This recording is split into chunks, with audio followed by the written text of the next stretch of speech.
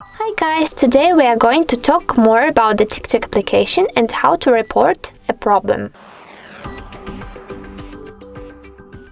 So yes, to do it in a good way, let's follow our steps from this video.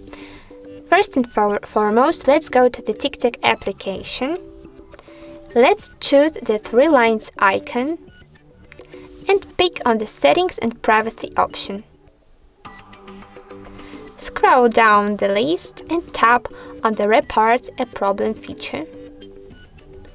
Wait a minute please, and let's scroll down the list again to check all of the popular questions or choose the needful topic. For example, we will choose the first one. And after you can choose the needful topic again to find out more information about this. So, for example, we will choose the login option and forgot password. For example, you have a problem with this process. As you can see, you have this short tutorial which can help you. So, if this tutorial definitely helped you, let's choose the yes, or if it wasn't, so let's choose the no option. For example, no.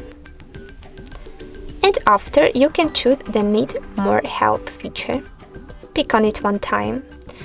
And amazing! Now you have this special panel where you can write to the support about your problem with more details to add, for example, additional pictures or a video to have a good solution to solve your problem.